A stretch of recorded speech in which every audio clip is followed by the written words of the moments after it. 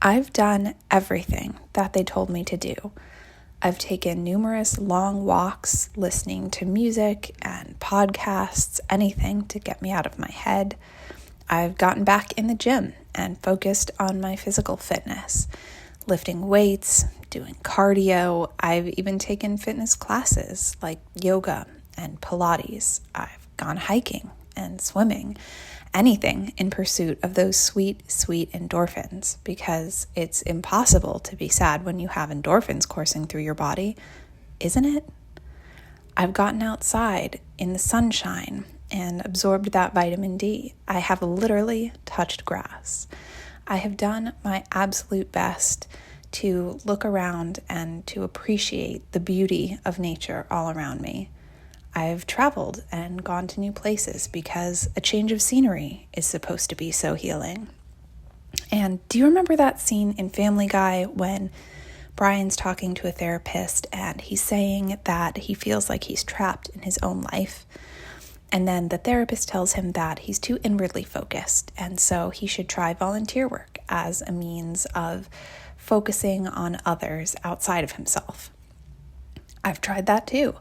Once a week, I spend a few hours at a horse rescue, mucking stalls and grooming horses, which, by the way, is another thing that they tell you to do, is to spend time around animals because their gentle nature and presence can be so healing.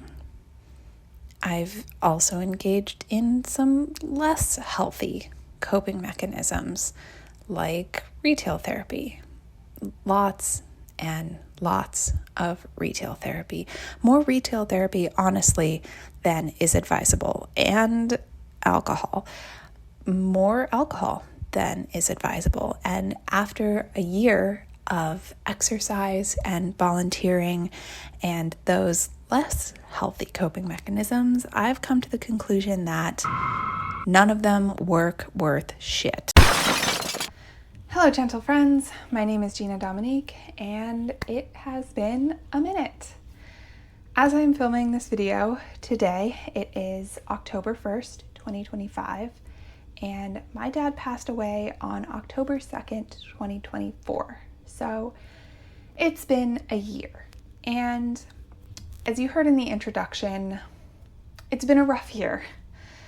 I normally have at least an outline or kind of bullet points of what I want to cover in a video, but today I'm just turning the camera on and seeing what comes out of my mouth, because it's been a year and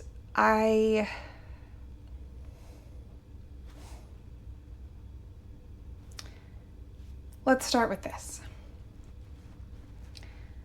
If you clicked on this video, I am guessing that you did so because you are also grieving. And maybe having heard me say I lost my dad last year, you're wondering if you're in the right place, because maybe you lost your cat 10 years ago, or maybe you lost your grandma yesterday, but you weren't that close to her, you barely knew her, or maybe it's not even a death that you're grieving. Maybe you went through a breakup or a friendship breakup, and you're grieving the loss of that person from your life, even though they're still alive. Or maybe it's not even about losing someone. Maybe you got laid off and you're grieving the shape of your life and your future that you had in your head based on the job that you had and the income you were making. And now suddenly everything's up in the air and you're grieving the loss of that safety and stability that you felt. Whatever you're feeling right now, any form of grief caused by any event, or even if you're just feeling a sense of grief for the state of the world right now, that's also totally valid. You're in the right place. This is a safe space. It's a messy space. I certainly am about to be very messy in this video, just in a sense of everything's going to be kind of disjointed because my thoughts and my feelings are disjointed. I looked up the 5 stages of grief for this video, and they're, something like disbelief, bargaining, anger, depression, acceptance, I think. And I thought, just based on the word stages, that they were supposed to be linear. You move from one to the next to the next. And I also thought that they were just a general framework for grief. What I learned was, number one, they were specifically conceptualized for individuals dealing with a terminal diagnosis, so not any other type of grief. And they're just loosey-goosey. You can experience all of them or none of them in any order. You can come back to one that you've already experienced. And I guess reading that made me feel, first of all, annoyed that I didn't know that sooner, because I was very much trying to cram my experience of grief into that framework. I'm a Virgo. I'm a very structured, organized person. I like outlines and boxes and categories. I like lists. I like having a defined structure to operate within. So I think I gravitated toward those 5 stages because grief is messy and disorganized, and it doesn't make a lot of sense, and you can't really put it into a box very well.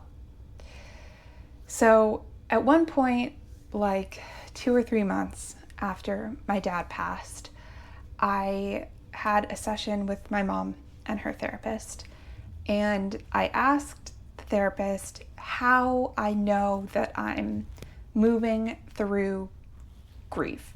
How do I know I'm progressing towards healing, I guess, or whatever that looks like? How do I know I'm getting better? The same way that you'd ask your boss, like, how am I meeting my KPIs, key performance indicators, right? Like, I wanted, again, that structure, that understanding of how things work and how I can orient myself within a framework. And her answer was, well, you know how you're not crying every day anymore? That's an indication that you're progressing. And what I said was, oh yeah. And what I meant was, that has not been my experience thus far. Nor is it today. I still cry every single day. And I guess one of the points that I really want to make in this video, as I'm talking and figuring out what I want to say, is that if you don't cry every day, that doesn't make your grief any less meaningful, valuable, important, valid, etc. Okay? Your grief does not have to look like my grief. Mine certainly doesn't look like any other grief I've seen, which is why I'm sitting here talking to a camera. So I kind of held on to that for a while. And first of all, I felt like I wasn't doing grief right because I wasn't making progress. If I shouldn't be crying after 1 to 2 months, then I'm really screwed if I'm still crying 6, 8, 12 months later. And I turned to that 5 stages framework, and I wasn't moving from one to the next to the next. Anger was a really big one. I got stuck in that, and I still get stuck in that. I thought that the anger stage of grief was situational and confined to the situation. Mad at, God, if that's something you believe in, or a higher power. Mad at, maybe the person who's passed if they made choices that led to their passing. Mad at, I don't know. I just thought that it had sort of a logical direction. But instead, what I have been feeling is just an overwhelming sense of rage at everything around me. Like, my fuse in general is much shorter. If someone cuts me off in traffic, rage. If I drop something, rage. If, a character on TV makes a dumb decision that, advances the plot, but I wouldn't have made, it's just so much anger all the time. And I'm not that sort of person that gets angry about every little thing. And it's exhausting because I obviously don't want to scream and rant and rage at another person for something so small.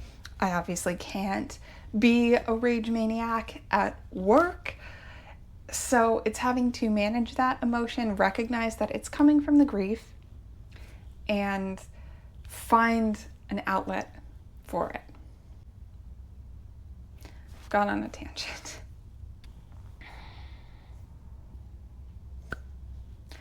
I've hit a wall. I'll be back. For you, it'll be instant. For me, I just need a minute. Hello again. It's a few hours later for me, and I've had a chance to kind of collect my thoughts and think about what it is that I actually want to say. And what I'm struggling with the most at this point in time, a year later, is feeling like I'm not getting better, which I know is very subjective and personal and situational. So for me, what better would look like is being able to access happy memories of my dad instead of every thought of him being about his illness and the time period at the end of his life when my mom and I were his caretakers, in and out of the hospital, things I regret, things I said that I wish I hadn't, or not said that I wish I'd said or done differently, and all the trauma and baggage around that. I would like to be able to actually focus at work and to have learning new things feel exciting instead of overwhelming.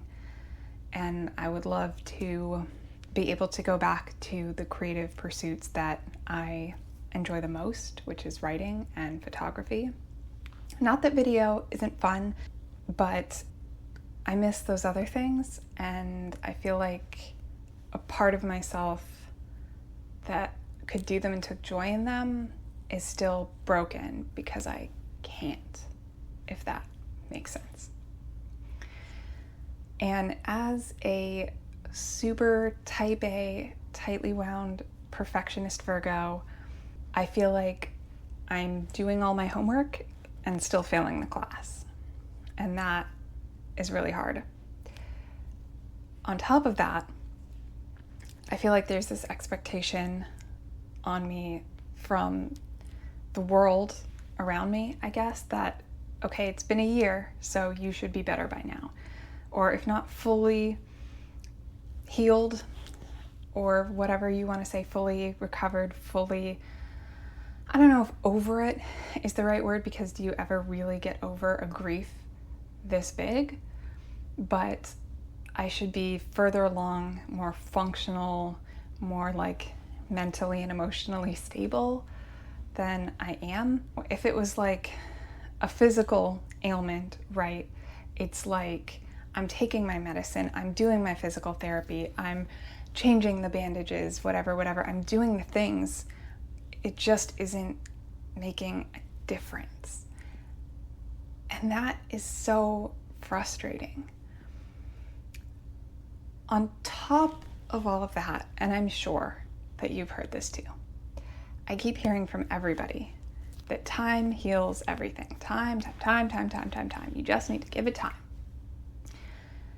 And also, of course, grief has no timeline, and, you don't have to be at a certain place by a certain time. Everyone's journey is different. You're on your own, whatever. Okay, you've heard all of these things. You know what I'm talking about. My friend and I went to a bar, and it was like a really tight, packed bar. There were tons of people, and there was seating, but it was very limited, and a seat opened up, and I was going for it, and this woman was also running with me, and then she shoved me fully out of the way and sat down with her friends, and I was like so shocked, because I didn't even see her like also going for it, let alone think that another grown adult was going to just shove me. And there was a girl at the table next to that table, because I was like, maybe it was an accident, and I looked at her and her face was just like a mask of shock and horror, so I knew it was on purpose. And it was like bugging me. And I kept hearing my dad's voice in my head, like I was going to tell him the story later, and he was going to say, oh, should have thrown an elbow, joking, obviously, but that was always his thing of like, should have just thrown an elbow, knocked her out of the way, under the baseboards, basketball. analogy, and I realized, like, oh my gosh, that's like a happy memory of my dad, something silly that he would have said, and that's kind of hard to come by. So I told my friend, like, I'm gonna go talk to her, and she's like, what are you gonna say? And I said, I don't know, because I genuinely didn't in the moment. And I went up to her and I was like, hey, I know this is gonna sound really weird, but you shoving me out of the way gave me this happy memory of my dad. And I just, he was sick for a long time before he passed, and I just haven't really been able to have happy memories. So I just want to thank you for that. And she said she'd lost her dad too. And she totally knew how I felt, and it had been many years, but time. She said the time thing too. And if that isn't like such a completely random like thing that someone who doesn't even know me in a bar, it's like that's just the thing that we say to each other when there's a loss, even when you've been through it yourself. And I feel like you have to know that it doesn't feel true because it's been a year. And maybe you're sitting there like it's only been a year. Or maybe you're sitting there like, yeah, you're right, it's been a whole year. I don't know. Because I go back and forth. I feel like this year has passed incredibly quickly. And then I also feel like it's been such like a slow time, or just like I've gotten nothing done. It is frustrating to feel like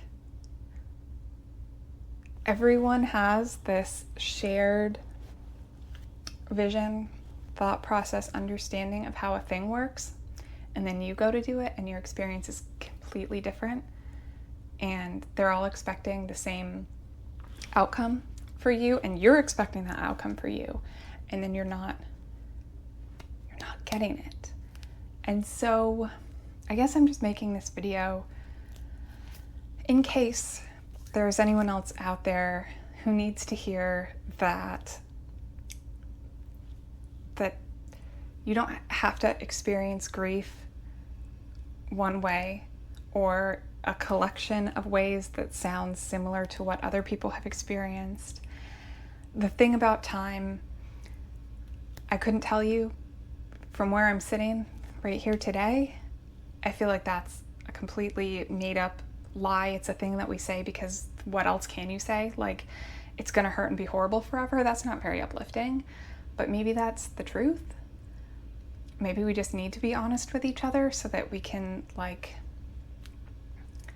so that we don't feel so weird when that's how we feel. Anyway, the lighting situation has become complicated, and for that, I apologize. Forging right ahead though, I wish I could tell you these are the things that didn't work for me, but these are the things that did, and maybe they'll help you. However, my problem, as you will now understand, is that I feel like nothing really works. There are two things though that at least make me feel better about not feeling better, and so I'll talk about those. First and foremost, biggest thing is my support system. I am so blessed to have an amazing husband who is just the kindest, most patient and understanding human on planet Earth. My best friends are absolutely incredible human beings. My aunt, my cousins, I have a lot of great people in my life, and I'm so, so blessed, truly, to be able to call these people my people. They let me talk and cry and spiral and completely fall apart, and they hug me and tell me I'm loved, and even when we can't be in the same physical space, they talk me through situations and gently redirect me to happier things when I need that sort of support. And they're just so full of love that it makes me feel like I am still loved and still safe. Second thing is a video game called Dying Light 2. If you're unfamiliar, zombies. That has been hugely helpful with the whole anger situation because, just hacking and slashing with a one-handed axe, it's just cathartic in a way that nothing else really has been for me. I feel like maybe, boxing is supposed to be that, or other physical activities. For me, it's cutting off zombie heads. I don't know what to tell you. And in addition to, of course, the slashing aspect of the game, I think what's been useful is having a very clear, structured progression throughout the game. So you're completing story quests, you're completing side quests, leveling up, getting new skills, getting better gear, all of that. Just having that very clear and tangible sense of progress has been very comforting in a way that no other pastime really has been. And if you're not into video games, I'm sure that there are other ways to get that feeling of progress. Maybe if you have a green thumb, you can plant a seed and then watch it grow bigger and bigger. I'm sure there are plenty of other examples, but maybe if you're struggling with, like I am, feeling stuck, maybe you just set the whole grief situation off to the side and focus on a little tiny nugget of progress somewhere else. If you have made it to the end of this chaotic mess of a grief video, thank you for being here and watching, and I hope that what you take with you is you're not alone. There should be no expectations on you to feel any kind of way at any particular time. And if you're also feeling like your experience of grief is not what you were expecting, is not what you've seen in the movies and on social media, is not following a pattern, is not doing what you wanted to do, if you're just feeling adrift, unmoored, out of whack, and it's frustrating, I'm right there with you. We're frustrated together. And if you need some love and positivity and hope and happiness in the comments, leave me a comment and I'll hype you up, because I think that's the best thing that we can do for each other at this moment in time. Truly, in this moment, you're amazing, you're wonderful, I appreciate you dearly, and I will see you in the next, hopefully a way more positive, hopeful, happy, upbeat video. See you in the next one. Bye, gentle friends.